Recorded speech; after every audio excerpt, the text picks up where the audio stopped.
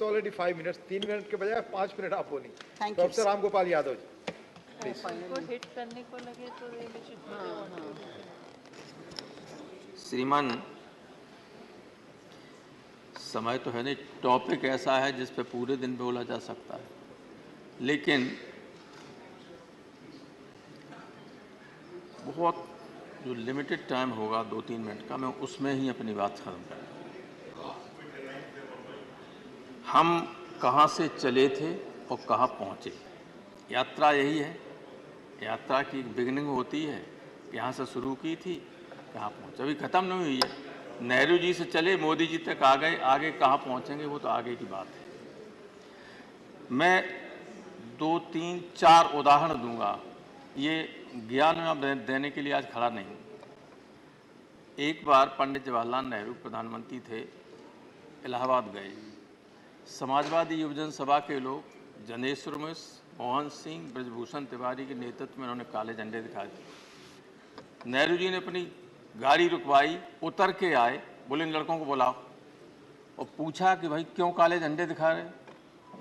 लड़कों ने कहा कि हमारे यूनिवर्सिटी की फीस बढ़ा दी और हॉस्टल की फीस बढ़ा दी, हम गरीब लड़के आसपास के गांव के जहाँ रहते हैं हॉस्टल में कोई पढ़ने की स्थिति में नहीं।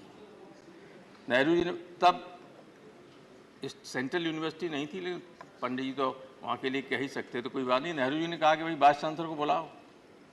बीसी से कहा कि आपने फीस क्यों बढ़ा दी, कल तक ये आदेश वापस हो जाना चाहिए। आदेश वापस हो। एक बार जनेश्वर जी को इलाहाबाद यूनिवर्सिटी के वाइस चांसलर ने बाहर निकाल दिया, एडमिशन दोबारा ले नहीं रहे थे। पंडित कमलापत त्रिपाठी उत्तर प्रदेश से शिक्षा मंत्री थे।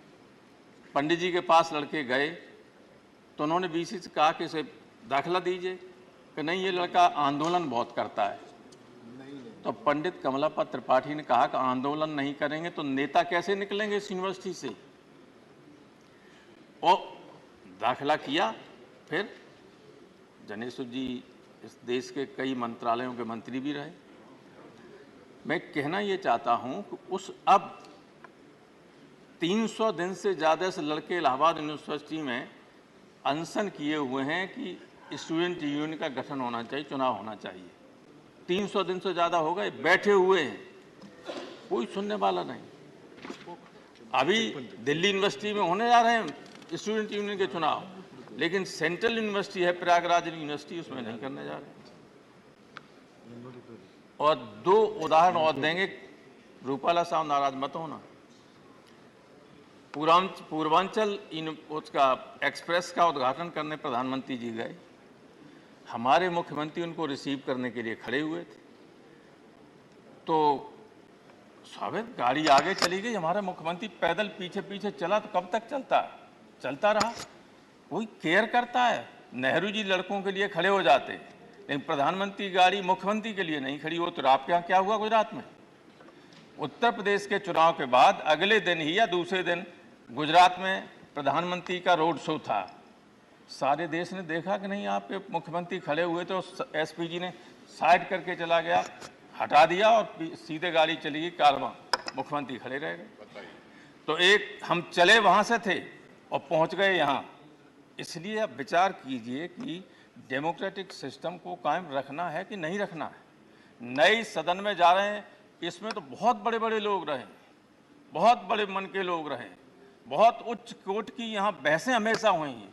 इसने देश को बहुत कुछ दिया। संविधान सभा में तो हमारा लोगों ने कहा ही, आप सब जानते हैं कि दुनिया का जब बना तो ये सर्वश्रेष्ठ संविधान था।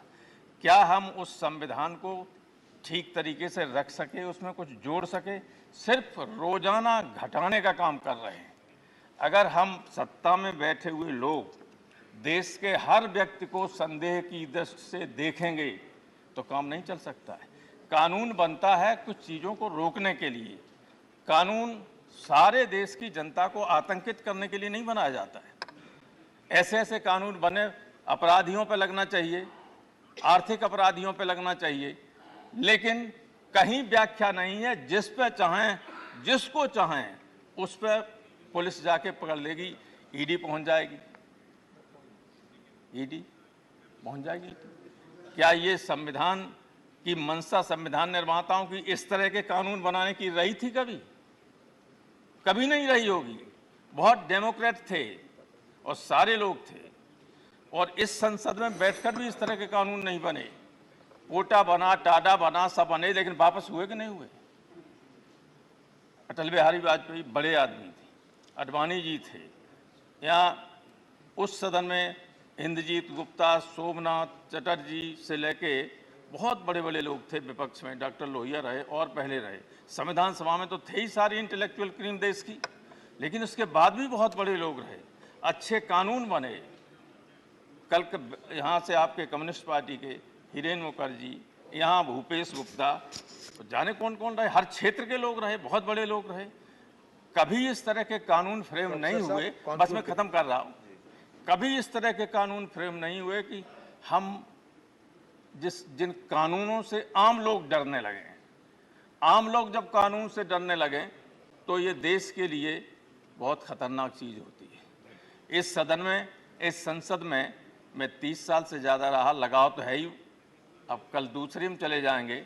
हम ईश्वर से यही प्रार्थना करें कि नए संसद भवन में जो भी आगे चल के नए लोग आएँ, उनमें से कुछ बड़े लोग पैदा हों और देश के संविधान को, देश की व्यवस्था को ठीक रास्ते पर ले चलें। Thank you sir. धन्यवाद। आपका वही लगाव वहाँ भी रहेगा, मुझे उम्मीद है। डॉक्टर